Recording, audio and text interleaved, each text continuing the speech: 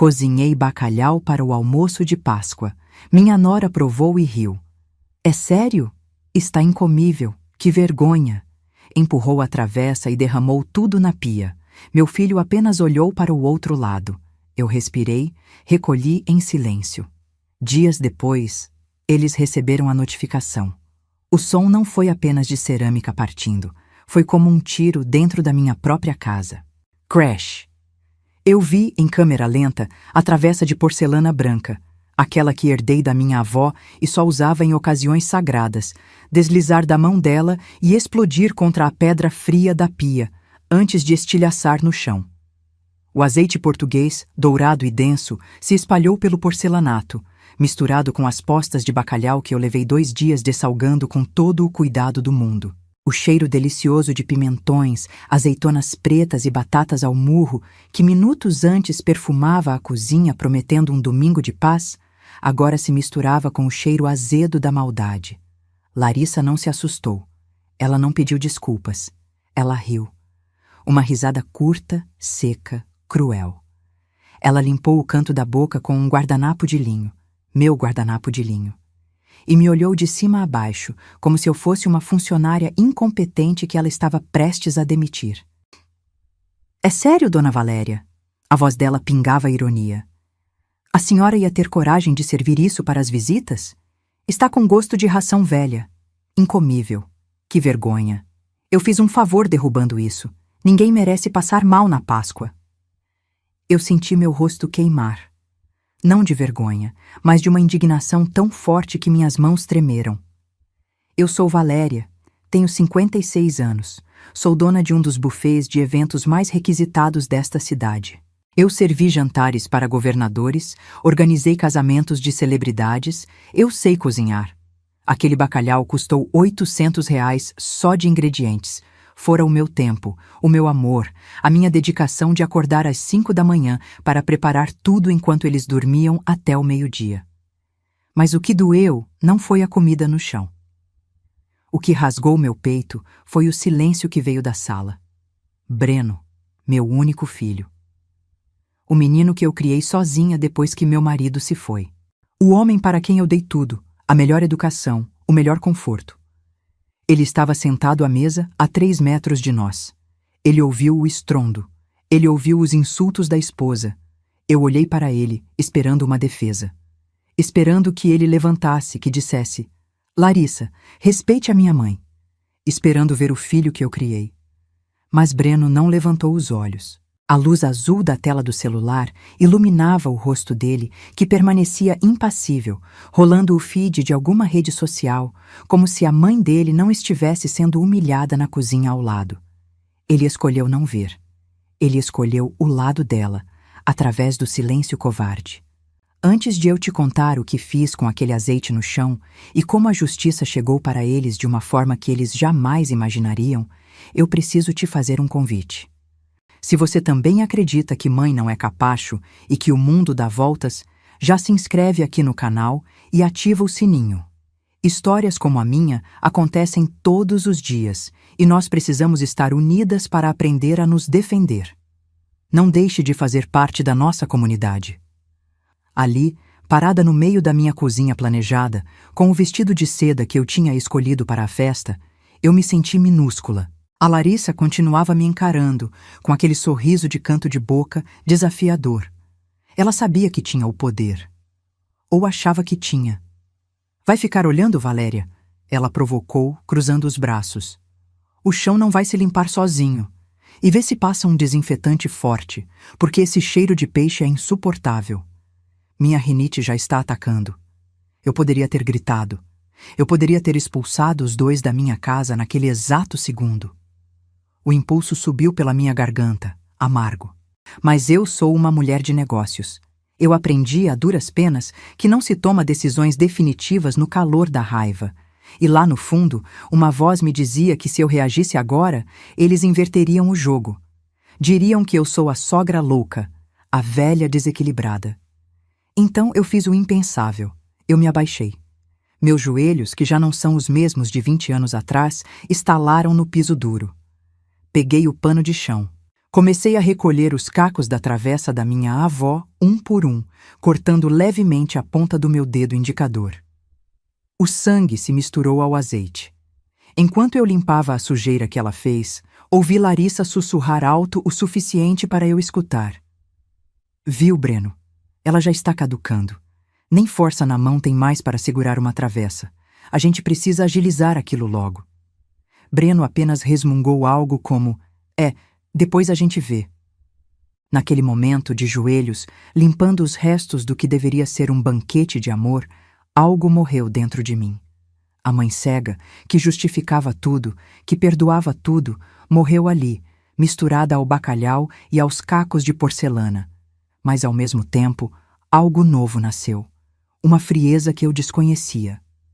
Eu levantei, lavei as mãos, sequei o rosto e olhei para o meu reflexo na janela da cozinha. Eu não era uma velha caduca. Eu era uma leoa ferida, e eles tinham acabado de cometer o erro fatal de subestimar a minha inteligência. Eles achavam que aquele almoço era o fim da minha dignidade. Mal sabiam eles que aquele barulho de louça quebrada tinha sido, na verdade, o sinal de largada para o meu plano. Mas para você entender como deixei as coisas chegarem a esse ponto, e como a virada foi saborosa, eu preciso te contar como essa visita de 3 meses se transformou no meu pior pesadelo. A armadilha tinha começado muito antes da Páscoa, e eu, por amor, caí nela de olhos fechados. Tudo começou num domingo de sol, 6 meses antes daquele desastre na cozinha. Parecia um dia perfeito. Eu tinha feito uma macarronada com polpetone que o Breno adorava desde criança. A casa estava cheia de luz, aquela luz dourada de Brasília que entra pelas janelas e faz a poeira dançar no ar. Estávamos sentados na varanda e o clima parecia leve, familiar. Eu me sentia a matriarca feliz, com a família reunida. Mal sabia eu que, enquanto eu servia o suco, eles estavam medindo o tamanho da minha generosidade para ver até onde podiam esticar a corda. Breno limpou a boca, trocou um olhar cúmplice com a Larissa e soltou a bomba, com aquela voz mansa de menino que quer pedir dinheiro para o lanche. Mãe, a gente precisa de um favorzão. Coisa rápida. O que houve, meu filho? Perguntei, já com o coração de mãe em alerta. O nosso apartamento... A construtora entregou com um vazamento sério na infiltração. Vamos ter que quebrar tudo, refazer o piso. Coisa de obra, sabe como é pesadelo, né? A gente não tem para onde ir. Larissa entrou na conversa, com os olhos marejados. Uma atuação digna de novela das 9. Dona Valéria, é só por 3 meses. Prometo, a gente não quer incomodar. Ficamos no quarto de hóspedes. A senhora nem vai notar nossa presença. É só até a poeira baixar, literalmente. 3 meses. Guarde bem esse prazo. Porque na boca de gente aproveitadora, tempo é um conceito elástico. Eu aceitei, é claro. Que mãe negaria teto ao filho?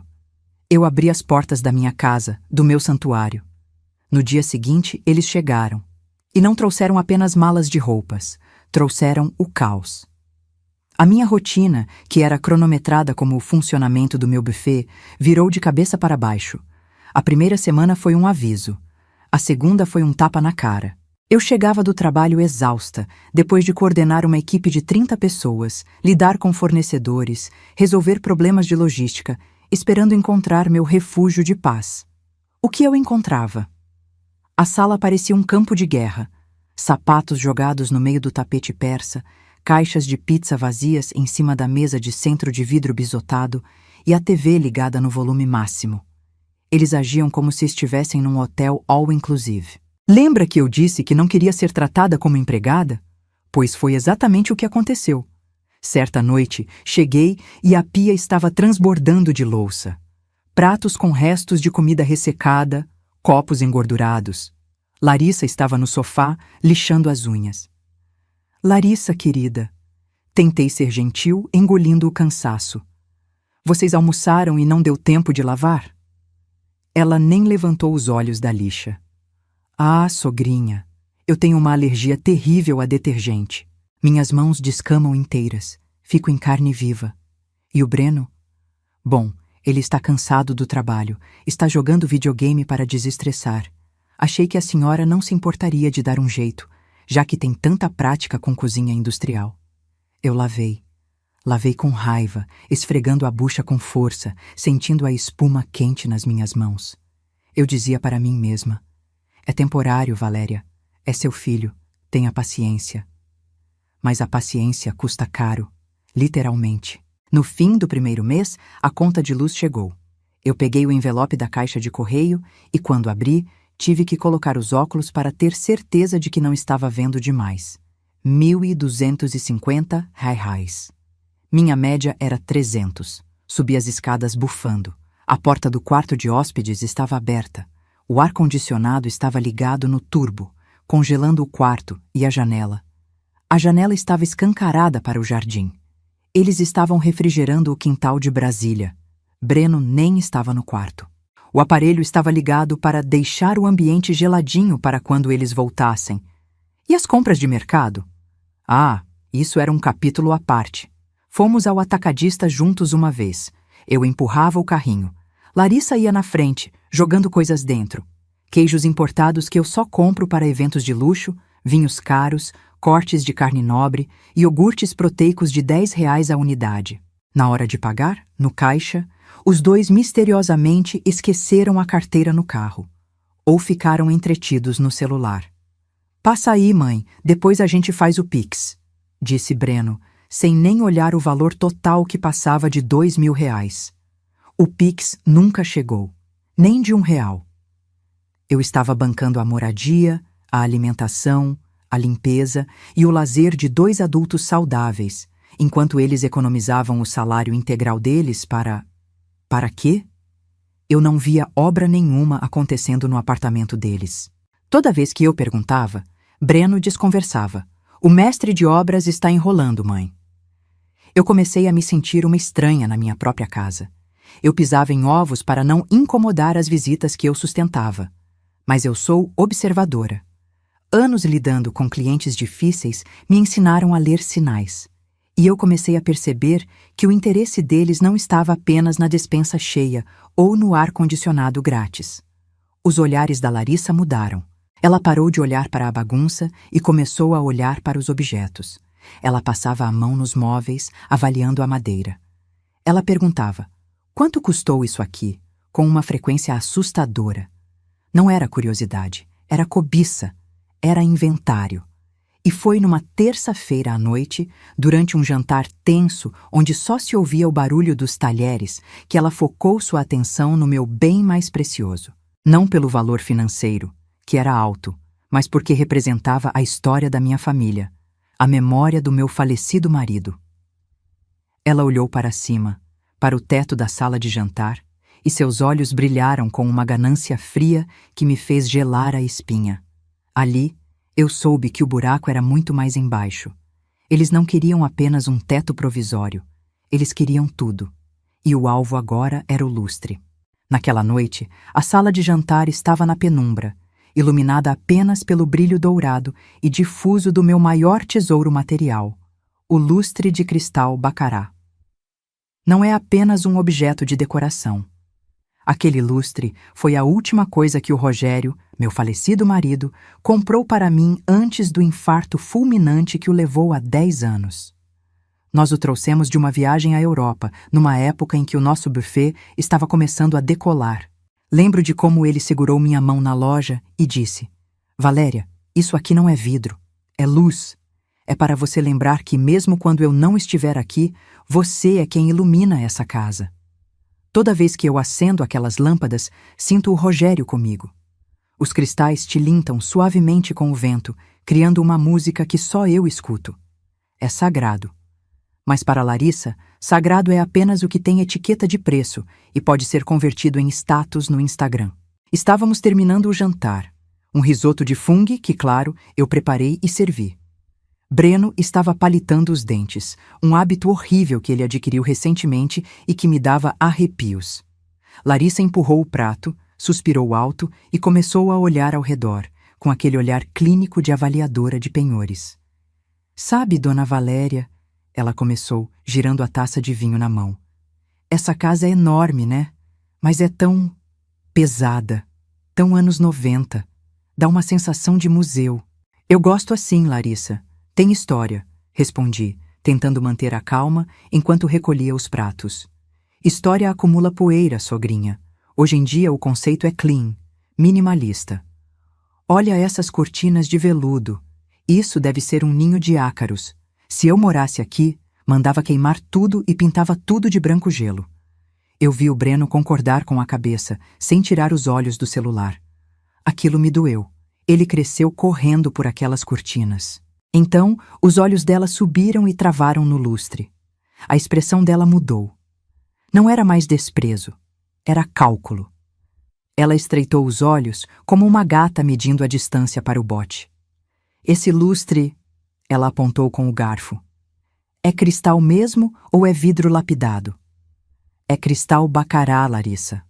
Autêntico, respondi com um orgulho que não consegui esconder. Ela mordeu o lábio inferior. E é antigo, né? Desses que não fabricam mais. Deve valer uma nota preta em antiquário. Senti um frio na barriga. O tom de voz dela não era de admiração pela beleza da peça. Era o tom de alguém que acabou de descobrir que o lixo pode virar dinheiro. Não tem preço, Larissa. Tem valor sentimental. Não está à venda e nunca estará. Cortei o assunto, levantando-me para ir à cozinha. Foi então que aconteceu. Achei que já estava longe o suficiente, ou talvez eles achassem que a velha aqui já estava surda. Mas o corredor da minha casa tem uma acústica perfeita. Parei antes de entrar na cozinha, encostada na parede, com o coração disparado. Ouvi o som da cadeira dela arrastando no piso, chegando mais perto do Breno. E o sussurro dela foi nítido, cortante como uma lâmina. Amor, você ouviu? É baccarat. Eu pesquisei aqui rápido no Google Lens. Um desse tamanho? Vale uns 30, 40 mil reais fácil na mão de colecionador. É sério? A voz do Breno, pela primeira vez na noite, demonstrou interesse genuíno. Seríssimo. Pensa comigo, Breno. A velha nem limpa isso direito. Fica aí juntando teia de aranha. Com 40 mil, a gente dá a entrada naquela SUV que a gente viu, ou paga aquela viagem para a Europa que seus amigos vão fazer. Mas ela não vai vender, Lari. Você ouviu o drama do valor sentimental? Ah, Breno, para de ser frouxo. É só questão de jeito. A gente convence que tá perigoso, que pode cair na cabeça dela. Ou então, sei lá, um dia ele quebra sem querer e a gente vende as peças. O que importa é que tem dinheiro pendurado naquele teto e a gente aqui, andando de carro popular. Eu fiquei paralisada.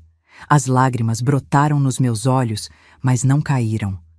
A raiva secou tudo instantaneamente. Eles não estavam vendo a memória do pai dele. Eles estavam vendo um cheque. Eles estavam vendo o meu luto, a minha saudade, como uma moeda de troca para comprar um carro de luxo. Voltei para a sala fazendo barulho com os pés, fingindo que não tinha ouvido nada. Larissa se afastou bruscamente do Breno e abriu um sorriso falso. Estava dizendo ao Breno como esse lustre é imponente, Dona Valéria. Realmente, uma peça única. É sim, Larissa, respondi, olhando fixo nos olhos dela. E vai continuar pendurado aí até o dia que eu morrer. E se eu morrer, deixei em testamento que ele deve ser doado para a igreja, para iluminar o altar. Ninguém vende a minha luz. O sorriso dela murchou na hora. Breno engoliu em seco. Naquele momento, eu achei que tinha vencido a batalha. Achei que tinha deixado claro que meus bens não eram o caixa eletrônico deles. Mas eu estava enganada. Eu subestimei a criatividade da ganância. Se eles não podiam vender meus móveis imediatamente, eles precisavam de dinheiro líquido, dinheiro vivo. E, infelizmente, o ataque seguinte não seria contra um objeto. Seria direto na minha conta bancária, usando a arma mais suja de todas, o sonho profissional do meu próprio filho. Foi 3 dias depois que o Breno me chamou para uma conversa séria no escritório. E aquela conversa me custaria muito mais do que um lustre de cristal. 3 dias depois daquele jantar tenso sobre o lustre, Breno bateu na porta do meu escritório em casa. Era uma quarta-feira à noite. Eu estava revisando planilhas de custos para um casamento de 500 convidados que faríamos no fim de semana. Meus olhos ardiam pelo cansaço e pela luz do monitor, mas o trabalho era o meu refúgio. Ali, nos números, tudo fazia sentido. Entrada, saída, lucro.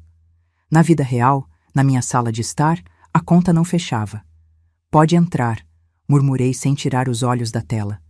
Breno entrou, e para minha surpresa, ele trazia uma xícara de chá de camomila fumegante. Ele sorria. Aquele sorriso de menino que ele fazia quando tinha 10 anos e quebrava uma vidraça jogando bola. Aquele sorriso que, por décadas, foi capaz de desarmar qualquer defesa minha. Trouxe para você relaxar um pouco, mãe. Você trabalha demais. Ele colocou a xícara na mesa com cuidado, afastando os papéis. O cheiro está ótimo. Meu coração de mãe, tolo e esperançoso, amoleceu. Pensei, talvez eu esteja sendo dura demais. Talvez ele só esteja estressado com a obra. Olha como ele é carinhoso. Breno puxou a cadeira de couro do outro lado da mesa e sentou-se. Ele parecia nervoso, esfregando as mãos nos joelhos. Mãe, eu estive pensando muito no que você falou. Sobre construir patrimônio, sobre ter responsabilidade, e você tem razão. Eu quero te dar orgulho, sabe? Eu quero ser um homem de negócios como você e o papai foram. Eu tirei os óculos e olhei para ele, interessada. Era tudo o que eu queria ouvir. Fico feliz, meu filho. O que você tem em mente? Ele respirou fundo, como quem vai mergulhar em águas profundas. Surgiu uma oportunidade única. Um amigo meu está repassando uma franquia de cafés gourmet. O ponto é incrível, num shopping movimentado. Tudo pronto, mãe. É só entrar e trabalhar. Eu e a Larissa vamos tocar o negócio juntos. É a nossa chance de independência, de sair da sua casa e caminhar com as próprias pernas. A palavra independência soou como música. Isso parece ótimo, Breno. E de quanto estamos falando? Ele hesitou por um segundo, desviando o olhar para as estantes de livros atrás de mim. R$ 45.000. É a taxa de transferência e o capital de giro inicial. É uma pechincha, mãe. O valor real seria o dobro. Mas precisamos fechar até sexta-feira, senão ele passa para outro. Minha postura mudou na hora. A mãe deu lugar à empresária. Eu endireitei a coluna. 45 mil não é dinheiro de pinga, Breno. Cadê o plano de negócios? Qual o faturamento dos últimos 12 meses? Qual a margem de lucro líquido? O contrato de aluguel do quiosque está em dia? O sorriso dele desapareceu. A expressão de menino pidão deu lugar a uma carranca de irritação. Lá vem você, mãe, com essa burocracia toda. Não é burocracia, é segurança. Eu não vou colocar o dinheiro da minha reserva de emergência num negócio que eu não vi nem o papel. Me traga os documentos e eu avalio. Se for bom, eu entro como sócia investidora. Breno levantou-se bruscamente. A máscara caiu. Você não confia em mim, né? É incrível. Eu trago a solução da minha vida, a chance de eu sair das suas costas e você me pede planilha. A Larissa tinha razão. A Larissa? O que ela tem a ver com isso? Ela disse que você não ia ajudar, que você gosta de ver a gente na pior para se sentir superior, para sentir que a gente depende de você. Isso é absurdo, Breno. Eu só pedi. O papai confiaria. Ele gritou, e a frase ecoou no escritório pequeno. Se o pai estivesse vivo, ele já teria assinado o cheque. Ele acreditava no meu potencial.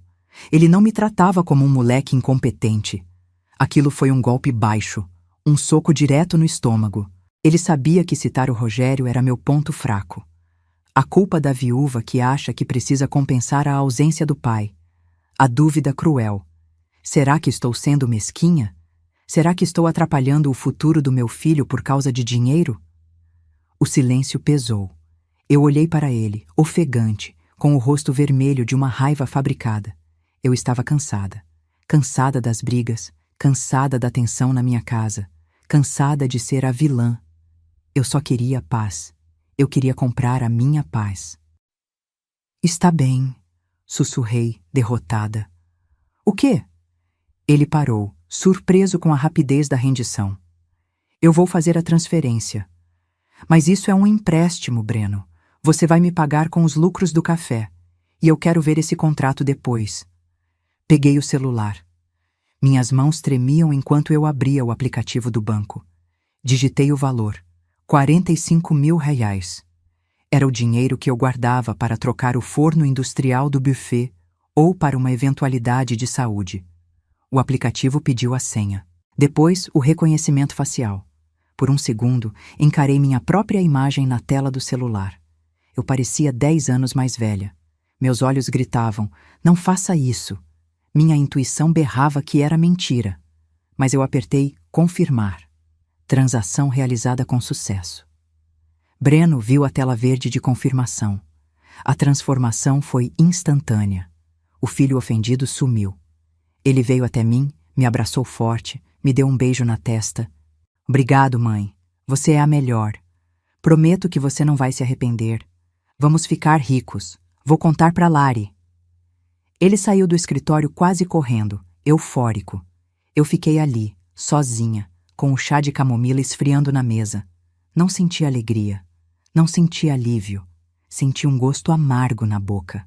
Uma sensação física de que eu tinha acabado de ser roubada, mas com o meu consentimento. Eu queria acreditar neles. Eu precisava acreditar. Mas o destino tem formas cruéis de nos mostrar a verdade. Eu não sabia, mas aquele dinheiro não compraria café nenhum. Aquele dinheiro compraria a passagem para a minha destruição emocional.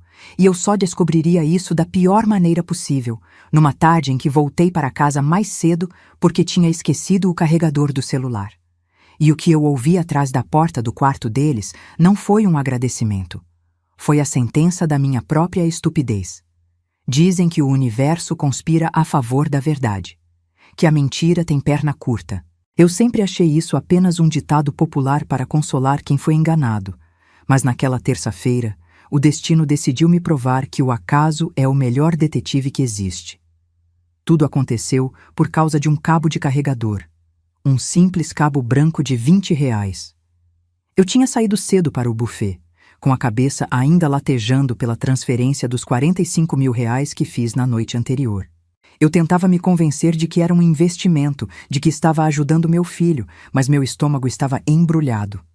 No meio da manhã, meu celular apitou. 10% de bateria. Revirei a bolsa. Nada do carregador. Tinha ficado na tomada do lado da minha cama. Como eu moro a 15 minutos do escritório, decidi dar um pulo em casa na hora do almoço. Não avisei ninguém.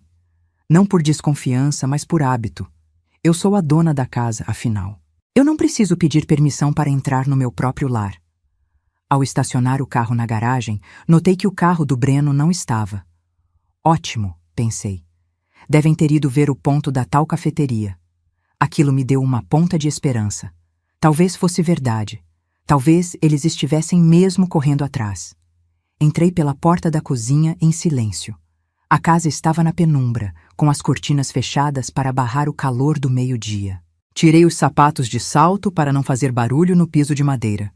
Uma mania antiga de não querer acordar a casa se alguém estivesse descansando. Subi as escadas de meia. O silêncio era absoluto. Até que cheguei ao corredor dos quartos. A porta do quarto de hóspedes, que agora parecia mais um bunker da Larissa, estava entreaberta. Uma fresta de luz saía de lá, e junto com a luz vinha a voz dela. Ela não estava falando baixo. Ela falava com aquele tom estridente e animado que ela usa quando bebe 2 taças de espumante. Parei. Não sei por que parei. Talvez um sexto sentido.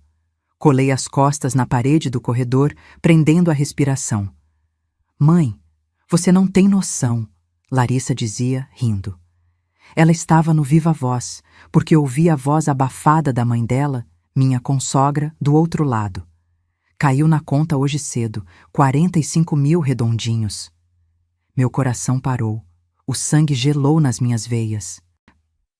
Mentira, filha. A velha soltou a grana? Perguntou a mãe dela. Soltou. Fez um drama, choramingou, pediu plano de negócios. Acredita? Plano de negócios. Ha, ha, ha, ha. O Breno foi genial, mãe. Ele fez aquela cara de cachorro que caiu da mudança, falou do pai morto. Foi tiro e queda. A véia se culpa até hoje por trabalhar demais. É o ponto fraco. Senti uma náusea violenta. Tive que levar a mão à boca para não vomitar ali mesmo. Eles usaram a memória do meu marido. Eles usaram o meu amor, a minha culpa de mãe que trabalha, como uma alavanca para abrir meu cofre. Mas o pior ainda estava por vir. E a cafeteria, filha? Vocês vão ter que montar alguma coisa de fachada? A voz da mãe dela perguntou. Que cafeteria, mãe? Tá doida? Quem quer trabalhar servindo café? Esse dinheiro é para nossa viagem. Maldivas, primeira classe. Já fechei o pacote na agência agora de manhã. Vamos dizer que a franquia deu problema na documentação e que o dinheiro ficou preso em caução judicial. Ela não entende nada de lei, vai acreditar. Eu escorreguei pela parede até sentar no chão. As lágrimas desciam quentes, silenciosas. Eu não era apenas uma mãe generosa. Eu era a trouxa, a financiadora das férias de luxo deles enquanto eu trabalhava 12 horas por dia. Larissa continuou e o tom de voz dela mudou. Ficou mais baixo, mais venenoso. Mas ó, mãe, o plano maior é depois da viagem. Na Páscoa. Como assim? A gente vai começar a forçar a barra, dizer que ela tá esquecendo as coisas, deixar o gás ligado e dizer que foi ela, esconder as chaves dela. O Breno já conversou com um amigo advogado. Se a gente provar senilidade precoce, a gente consegue a curatela, a interdição. Aí, minha querida, a gente assume o controle dos bens, do buffet, da casa e interna a velha num asilo de luxo para ela não encher o saco. O Breno tá meio assim, com pena, mas eu já falei, ou a gente garante o nosso futuro, ou vamos ser pobres para sempre esperando a boa vontade dela. O mundo girou, interdição, asilo, curatela. Eles não queriam apenas meu dinheiro, eles queriam a minha vida. Eles queriam me anular, me apagar, me transformar em um vegetal jurídico para poderem gastar tudo o que eu construí com suor e lágrimas. E o Breno, meu filho, ele estava com pena, mas estava concordando. Ele estava deixando acontecer. Naquele corredor escuro, sentada no chão frio, a Valéria mãe morreu de vez. Eu não senti mais vontade de chorar. A dor, que era aguda, virou um bloco de gelo no meu peito. Eu me levantei. Meus joelhos não estalaram dessa vez. Eu me senti estranhamente forte. Olhei para a fresta da porta. Vi a sombra da Larissa gesticulando, triunfante. Eu poderia ter entrado lá. Poderia ter quebrado a cara dela. Poderia ter gritado, feito um escândalo, expulsado os dois aos pontapés. Mas escândalo é coisa de gente desesperada. E eu não estava desesperada. Eu estava lúcida como nunca estive em toda a minha vida. Se eles queriam jogar xadrez com a minha vida, eles iam descobrir que estavam jogando com a grande mestre. Desci as escadas na ponta dos pés, peguei minha bolsa e saí de casa. Entrei no carro e dirigi não para o buffet, mas para um lugar onde eu não ia há muito tempo, o escritório do Dr. Siqueira, o advogado mais tubarão que meu marido conhecia. Enquanto dirigia, sequei as lágrimas e retoquei o batom vermelho no espelho retrovisor. Olhei para os meus olhos no reflexo e prometi. Vocês querem a herança? Vocês vão ter o que merecem. Aquele almoço de Páscoa seria o palco final, mas o roteiro... o roteiro agora era meu. E a primeira cena da minha vingança começaria com uma assinatura que mudaria tudo. Entrar no escritório do Dr. Siqueira foi como entrar em uma câmara de descompressão. O ar-condicionado gelado, o cheiro de couro envelhecido e café forte, o silêncio pesado das estantes de mogno. Aquele ambiente, que tantas vezes me intimidou quando eu era mais jovem, agora parecia o único lugar seguro do mundo. Siqueira, um senhor de 70 anos que conhecia todos os segredos fiscais do meu falecido marido, me recebeu com um sorriso cordial que desapareceu assim que viu meu rosto.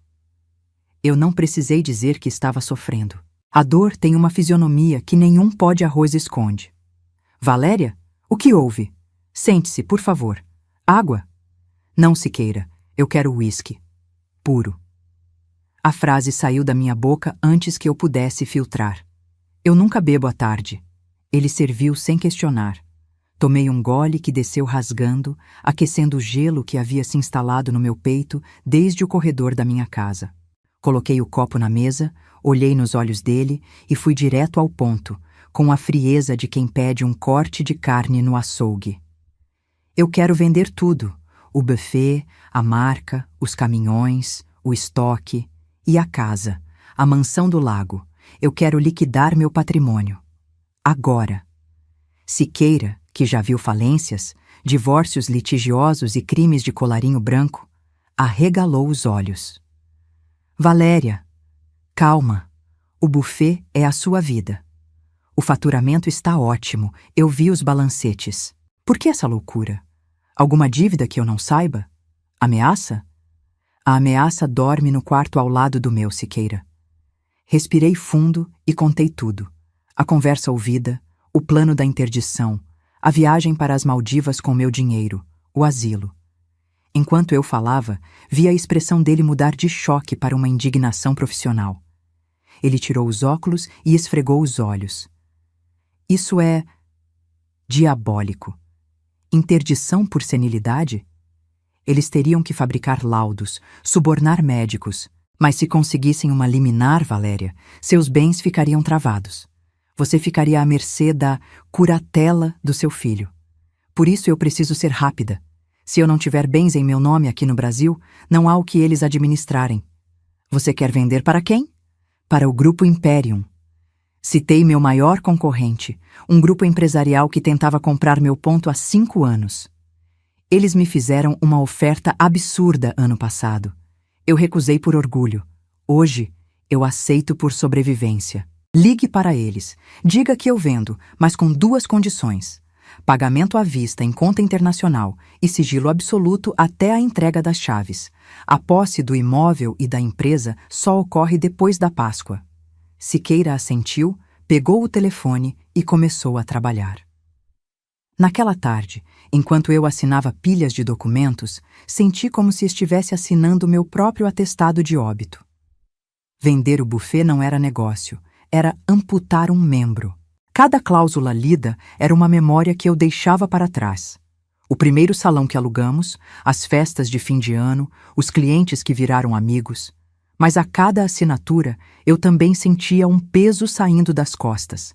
O dinheiro da venda da casa e da empresa foi direcionado para uma estrutura jurídica blindada, um fundo de investimento que nem Deus, nem o Breno poderiam tocar. Quando saí do prédio, já era noite. Brasília brilhava lá fora, indiferente à minha revolução particular. Agora começava a parte mais difícil. A parte que exigiria de mim uma força que eu não sabia se tinha. Voltar para casa e sorrir para os meus algozes. Eu teria que vestir a máscara de ferro. Entrei em casa. O cheiro de pizza dominava a sala. Eles estavam lá, rindo, com garrafas de vinho abertas, meu vinho de guarda, um Brunello que eu guardava para o meu aniversário. Larissa me viu entrar e, com uma audácia que me deu náuseas, levantou a taça. Chegou tarde, sogrinha. A gente estava comemorando. A franquia do café deu tudo certo. O dinheiro já foi compensado. Estamos muito felizes. Breno sorriu, mas desviou o olhar. A culpa dele era fraca, mas existia. A maldade dela era pura. Eu travei o maxilar. Forcei os músculos do meu rosto a formarem um sorriso. Foi o sorriso mais falso e doloroso da minha vida. Que maravilha, meus filhos. Fico muito feliz por vocês. Vocês merecem. Fui para o meu quarto. Tranquei a porta e, pela primeira vez no dia, desabei. Chorei abafando o som no travesseiro para que eles não ouvissem. Chorei pela perda da minha empresa, pela perda da minha casa, mas principalmente pela perda do filho que eu achava que tinha. Mas na manhã seguinte, eu acordei seca. A partir daquele dia, eu me tornei a atriz principal daquele teatro macabro. Eles fingiam que me amavam para me roubar. Eu fingia que era tonta para me salvar. Deixei a casa ficar um pouco mais bagunçada. Propositalmente esquecia uma luz acesa. Perguntava a mesma coisa 2 vezes. A cada falha minha, eu via Larissa trocar olhares de vitória com Breno. Eles achavam que o plano da senilidade estava funcionando sozinho. Mal sabiam eles que eu estava apenas adubando o terreno onde eles cavariam a própria cova. E então, a Semana Santa chegou. O prazo final.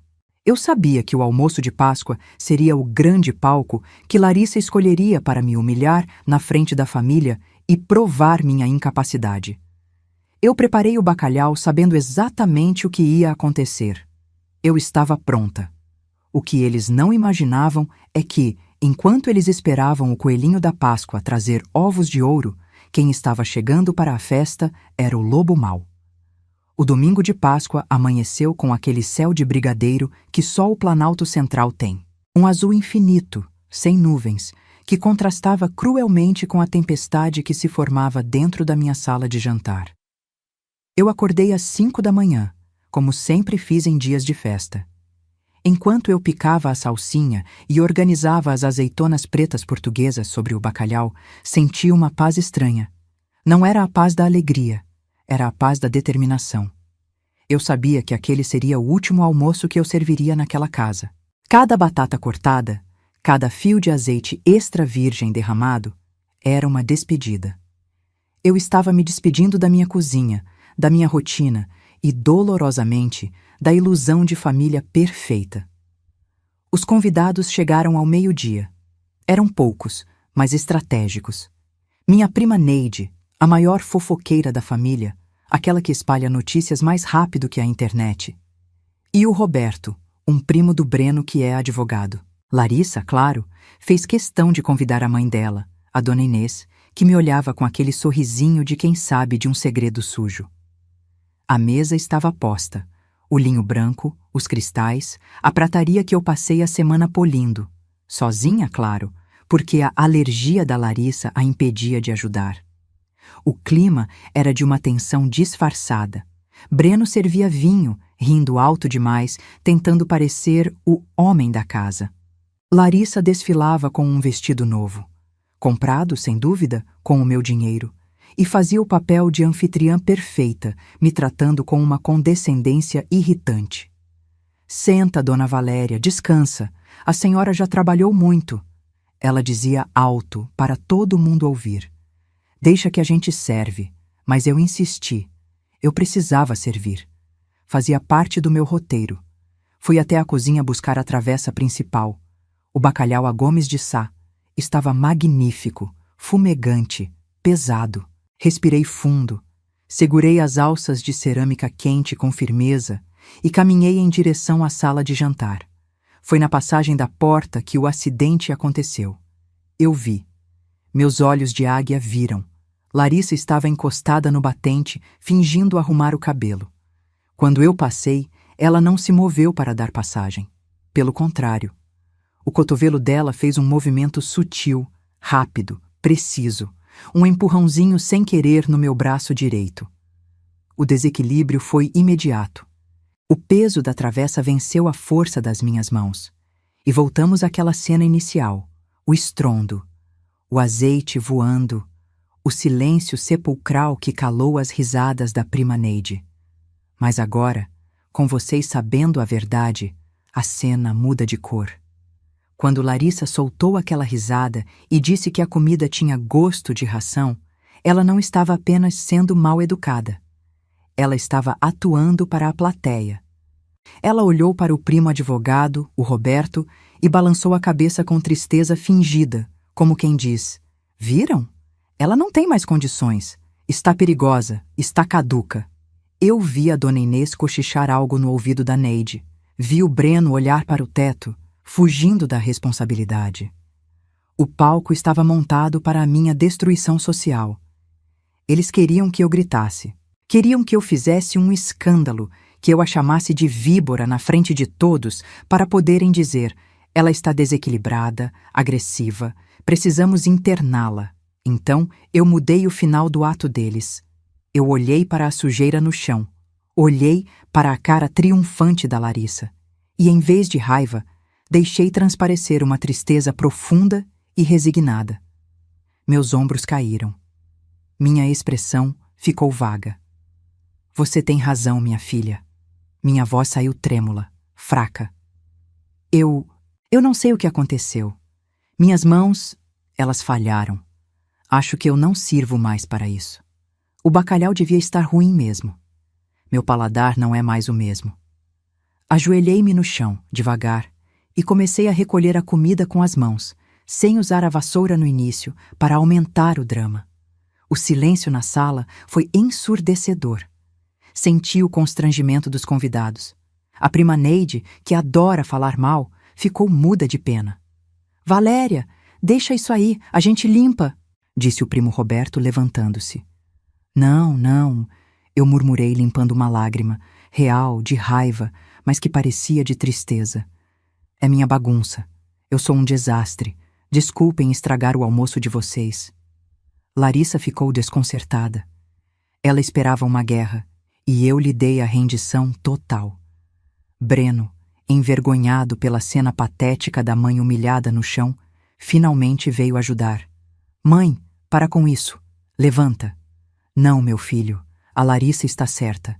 Eu preciso descansar. Eu preciso tomar providências.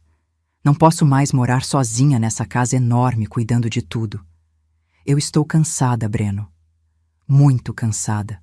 Quando eu disse a frase mágica, não posso mais morar sozinha, vi os olhos da Larissa brilharem. Ela e a mãe trocaram um olhar elétrico. Eu tinha acabado de entregar, de bandeja, o argumento que elas precisavam. Eu tinha verbalizado a interdição. O almoço terminou de forma melancólica. Pediram uma pizza.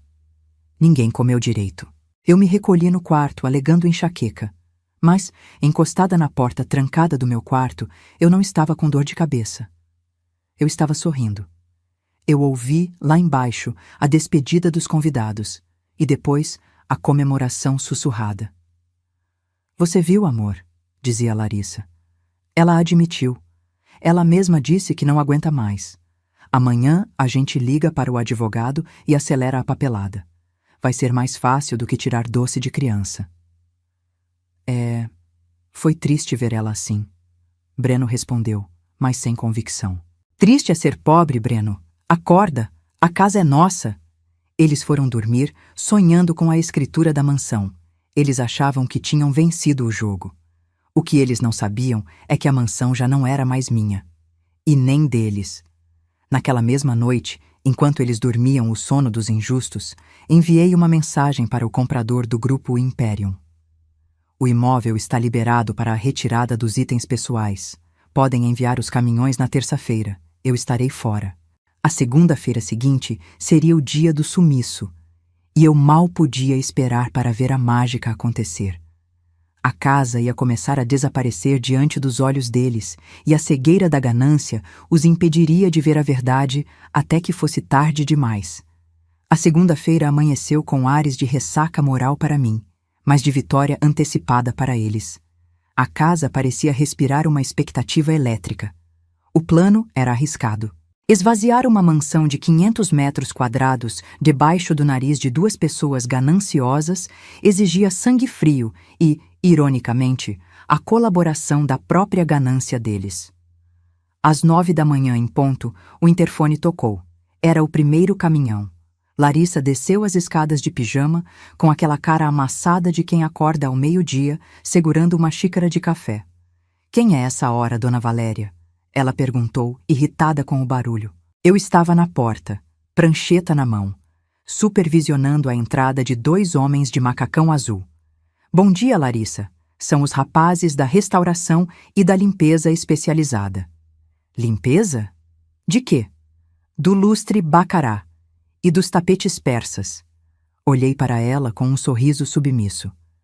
Você tinha razão, minha filha.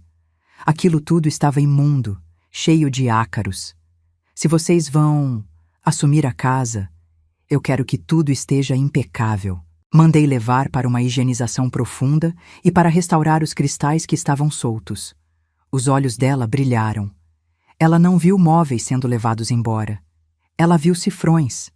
Na cabeça dela, eu estava valorizando o patrimônio que, em breve, seria dela para vender.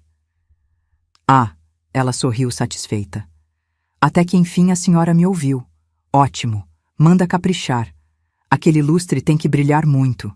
Ela voltou para o quarto, provavelmente para contar ao Breno que a velha estava obediente e preparando o terreno para os novos donos. A cegueira da ganância é fascinante. Ela impede que a pessoa veja o óbvio. Se ela tivesse descido e olhado a ordem de serviço na mão do motorista, veria que o destino não era uma lavanderia. Era o depósito de um leiloeiro de arte renomado em São Paulo. Durante os 2 dias seguintes, a casa foi sofrendo uma metamorfose. O aparador de jacarandá foi para o verniz. As pratas da cristaleira foram para o polimento. Os quadros de pintores modernistas brasileiros que valiam uma pequena fortuna? Mandei trocar as molduras que estavam com cupim. Eles acreditaram em tudo. Eles estavam tão ocupados gastando os 45 mil reais, o meu dinheiro, em compras online para a viagem das Maldivas, que nem percebiam que a casa estava ficando oca. Breno passava por mim no corredor, via uma parede vazia onde antes havia uma obra de arte e comentava: "Ficou melhor assim, mãe. Mais clean." Aquela pintura era muito depressiva. "É verdade, meu filho. O ambiente ficou mais leve." Eu respondia contendo a vontade de rir e chorar ao mesmo tempo. O ambiente estava ficando leve porque estava ficando vazio. O eco começou a surgir na sala. Nossos passos faziam barulho no chão de madeira. Mas eles interpretavam aquilo como modernidade, como a preparação para a reforma que eles fariam. Eles já falavam em derrubar paredes, em fazer uma cozinha americana. Na quarta-feira à tarde, o golpe final de mestre. Eu entrei no quarto deles. Eles estavam cercados de roupas novas, etiquetas espalhadas pelo chão, malas abertas.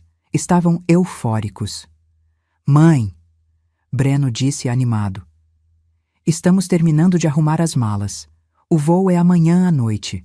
Vamos passar 10 dias fora. Quando voltarmos, a gente resolve aquela papelada no cartório, tá? Para a senhora ficar tranquila."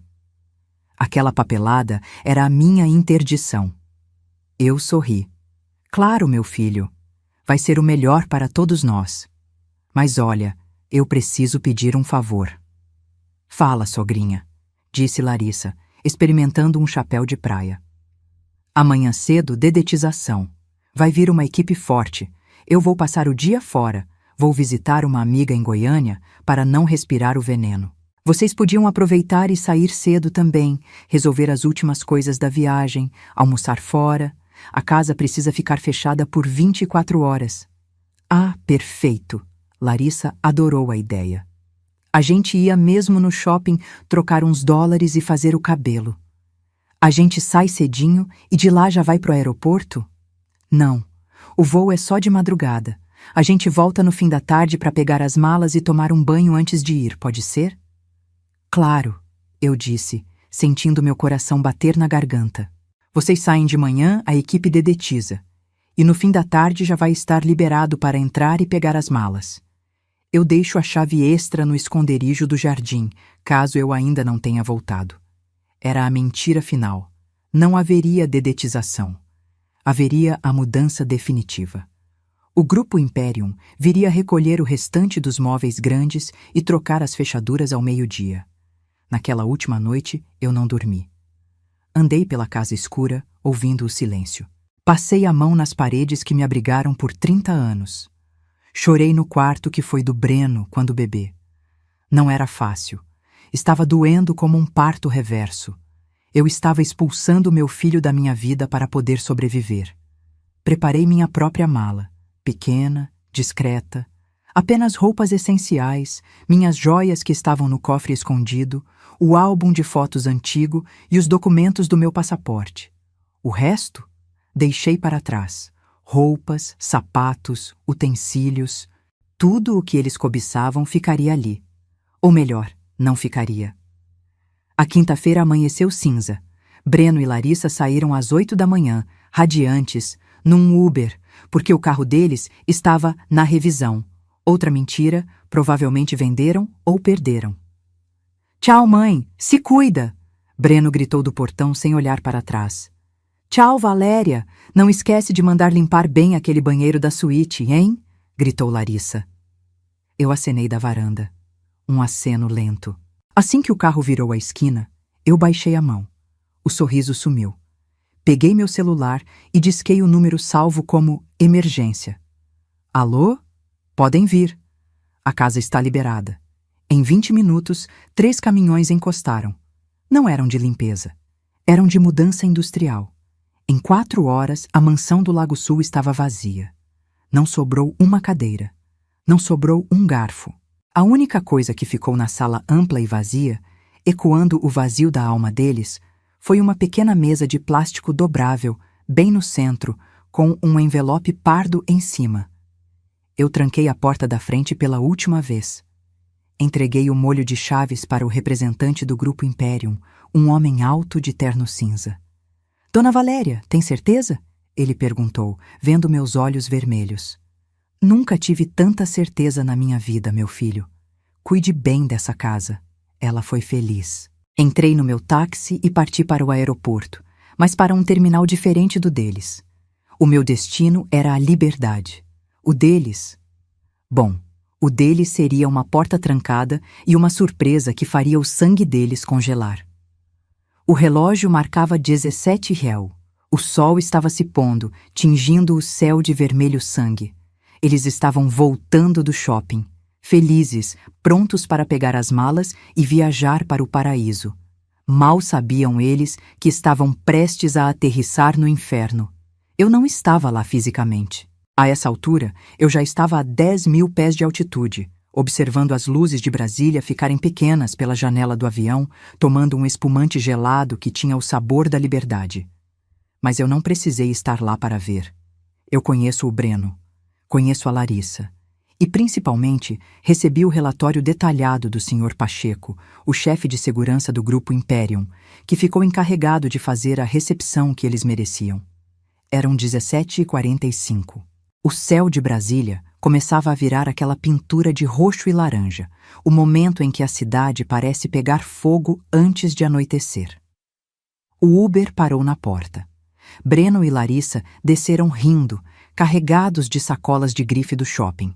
Estavam elétricos, dopados pela adrenalina do consumo e pela expectativa da viagem. Nossa, o dia rendeu, Larissa comentou, ajeitando o cabelo recém-escovado. Agora é só pegar as malas, tomar aquele banho na suíte da sua mãe para tirar o cheiro de pobreza da rua e partir para o aeroporto. Breno foi até a porta principal, aquela de madeira maciça pivotante que sempre foi o orgulho da entrada. Ele enfiou a mão no bolso, pegou o molho de chaves e, sem olhar, tentou encaixar na fechadura. Clac! O metal bateu contra o metal. A chave não entrou. Ele franziu a testa. Tentou de novo. Forçou um pouco. Ué, ele murmurou. Acho que peguei a chave errada. Ai, Breno, deixa de ser lerdo. É a chave prateada grande. Larissa reclamou, batendo o pé com a sandália nova. Ele tentou a prateada. Tentou a dourada.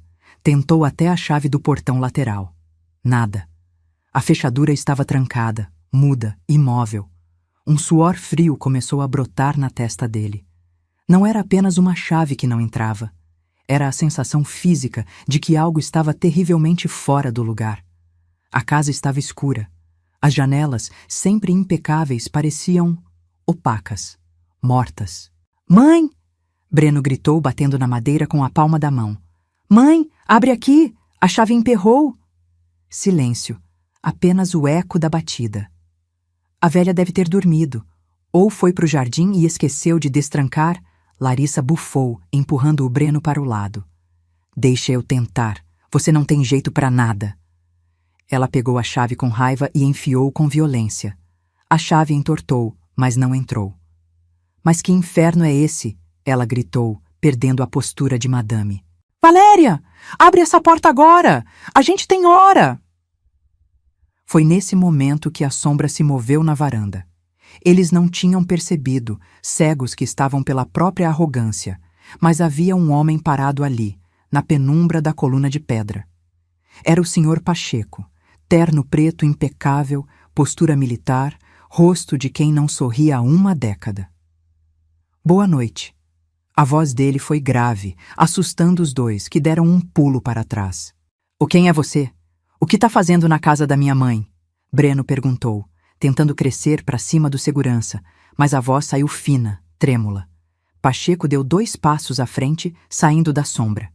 Ele segurava uma pasta de couro preta.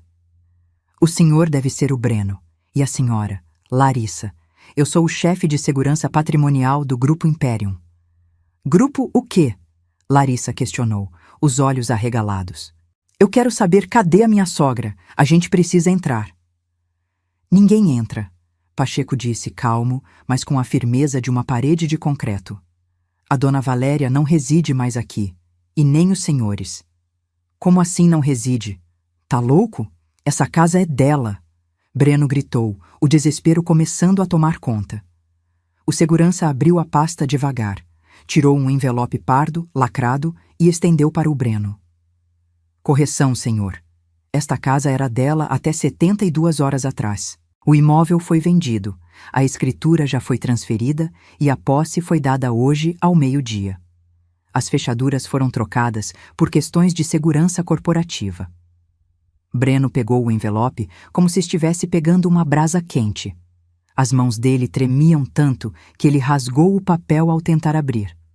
De dentro, caiu um documento oficial com timbres de cartório, a cópia da venda e uma carta. Uma carta escrita à mão, em papel de carta azulado. Aquele mesmo papel que eu usava para escrever bilhetes de bom dia quando ele era criança. Larissa arrancou a carta da mão dele e começou a ler em voz alta, sob a luz fraca da luminária da varanda. Ao meu filho Breno e sua esposa Larissa, vocês me pediram independência.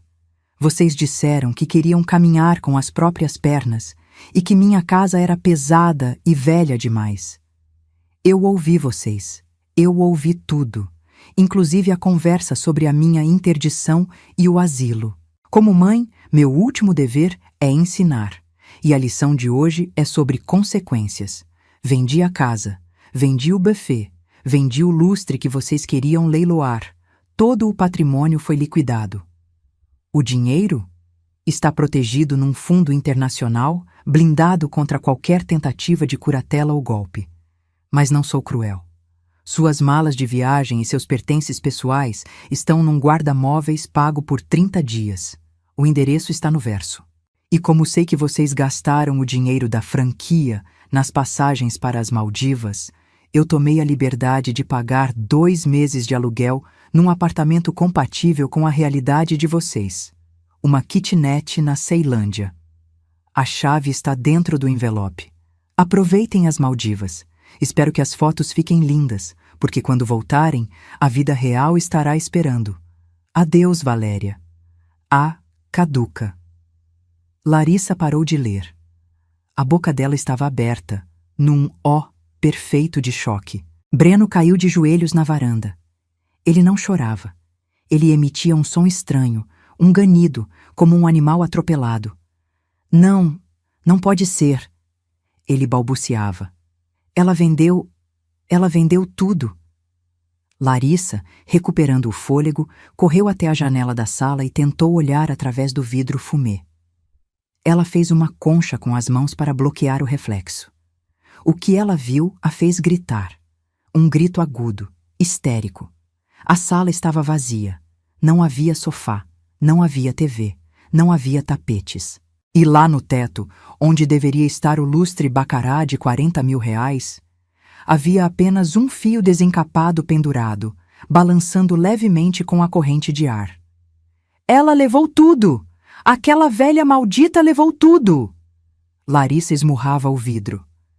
Breno, faz alguma coisa! Chama a polícia! Isso é roubo! O senhor Pacheco pigarreou, chamando a atenção deles de volta. Sugiro que não façam isso, senhora. A venda foi legal. A casa está vazia e sob vigilância armada 24 horas. Vocês têm 5 minutos para se retirarem da propriedade privada, ou serei obrigado a acionar a polícia por invasão de domicílio. Breno olhou para o segurança, depois para a esposa descontrolada e finalmente para a carta na sua mão. A ficha caiu. O peso de toneladas caiu sobre ele. Não havia herança. Não havia mansão para voltar. Não havia mãe para socorrer. Havia apenas 2 passagens para as Maldivas e uma chave de kitnet na periferia.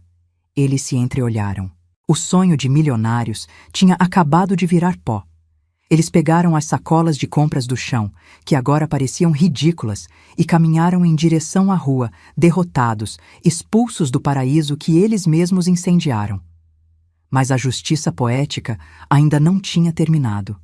porque viajar para as Maldivas sem dinheiro para gastar lá e voltar para o nada seria o teste final do amor deles. E eu, de longe, sabia exatamente como aquilo ia acabar. Estou gravando este último áudio sentada numa pequena varanda em Florença, na Itália. O sol aqui tem uma cor diferente, um dourado antigo que aquece a pele sem queimar. Na minha frente, não há uma travessa de bacalhau quebrada no chão. Há um prato de pappardelle ao ragu de javali que eu mesma preparei na aula de gastronomia hoje cedo. E o meu professor, um chefe italiano ranzinza que elogia raríssimas vezes, provou, fechou os olhos e disse: "Perfeito, Valéria. Você tem mãos de ouro." Mãos de ouro, as mesmas mãos que a Larissa disse que não serviam mais para segurar uma travessa. Mas eu sei que você não está aqui só para saber das minhas receitas italianas. Você quer saber o que aconteceu com eles. Você quer saber se a vida realmente cobra a fatura. Ah, ela cobra. E cobra com juros e correção monetária. Me contaram que a viagem para as Maldivas aconteceu. Eles foram. Mas não foi a lua de mel de milionários que planejavam. Imagine a cena. Você está no lugar mais paradisíaco do mundo, com a água azul turquesa nos pés. Mas sua mente está no inferno, sabendo que, ao voltar, não tem casa, não tem carro e não tem emprego. Eles passaram 10 dias brigando. A tensão era tanta que nem as fotos para o Instagram conseguiram disfarçar a cara de pânico. Gastaram o resto do dinheiro em jantares caros para manter a aparência, queimando a última reserva como se o amanhã não existisse. Mas o amanhã chegou e aterrissou na Ceilândia. Quando voltaram, tiveram que encarar a kitnet que eu aluguei. 30 metros quadrados, sem ar-condicionado. Paredes finas onde se ouve a briga do vizinho e o choro do bebê do andar de cima. Para quem estava acostumado com suíte master e closet, foi um choque de realidade brutal. E como o dinheiro acabou, a necessidade bateu na porta. Breno, o meu menino de ouro que achava que trabalhar era opcional, teve que engolir o orgulho. Ele tentou vagas em escritórios, mas sem experiência real, já que sempre viveu à minha sombra no buffet, ninguém o contratou. Hoje, ele dirige um carro alugado de aplicativo. Roda 12 horas por dia no trânsito pesado de Brasília. Outro dia, uma antiga amiga minha pediu um carro e, por ironia do destino, ele foi o motorista. Ela me contou que ele está magro, com olheiras profundas, e nem a cumprimentou de tanta vergonha. Ele aprendeu no volante o valor de cada real suado que ele antes desperdiçava. E a Larissa? Ah, a justiça poética com ela foi refinada. A madame, que tinha alergia a produtos de limpeza e que riu da minha comida, hoje vive da cozinha. Como o salário do Breno mal paga o aluguel e a prestação das dívidas que eles fizeram, ela teve que se virar. Ela começou a fazer bolos de pote para vender. Dizem que, no começo, ela chorava em cima da massa. Reclamava que as unhas de gel estragavam, que o cabelo ficava cheirando a fritura. Mas a fome é uma professora severa. Hoje, ela passa o dia na frente de um fogão simples, suando, preparando doces para vender na porta de faculdades. Outro dia, vi uma foto dela nas redes sociais, por um perfil falso, confesso. Ela estava sem maquiagem, com o cabelo preso num coque mal feito, segurando um isopor. Na legenda, não havia frases de efeito ou ostentação. Apenas, promoção do dia, 2 por 10. Aceito Pix. Eles ainda estão juntos? Estão, mas não por amor. Estão unidos pelo fracasso e pela dívida. Vivem trocando acusações sobre quem foi o culpado por perderem a galinha dos ovos de ouro. Aquele amor interesseiro não resistiu à falta de saldo bancário. E quanto a mim, eu nunca estive tão feliz. Descobri que a vida não acaba aos 56 anos. Ela recomeça. Eu vendi o meu passado para comprar o meu futuro. Não sinto ódio deles. O ódio é um veneno que a gente toma esperando que o outro morra. Eu joguei o veneno fora. Eu sinto apenas alívio. Alívio por ter cortado o cordão umbilical que estava me enforcando. Às vezes, quando estou sozinha aqui, olhando as colinas da Toscana, eu me lembro daquele som. Crash! O som da travessa quebrando. Naquele dia, eu achei que aquele barulho era o fim da minha dignidade. Hoje, eu entendo que aquele foi o som das minhas correntes se partindo. Foi preciso quebrar a louça para que eu pudesse consertar a minha vida.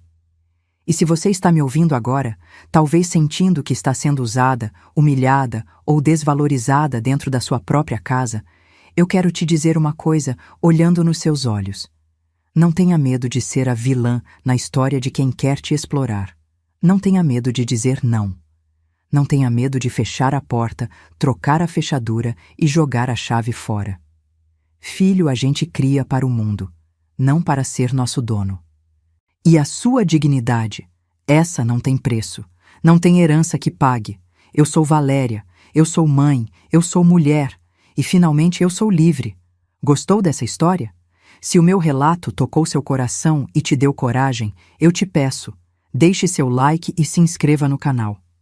E me conta aqui nos comentários, você teria a coragem que eu tive de vender tudo e recomeçar ou tentaria perdoar mais uma vez? Quero saber de onde você está assistindo. Escreve aqui. Eu assisto de sua cidade e eu escolho a minha dignidade. Um beijo grande. Fiquem com Deus e até a próxima história.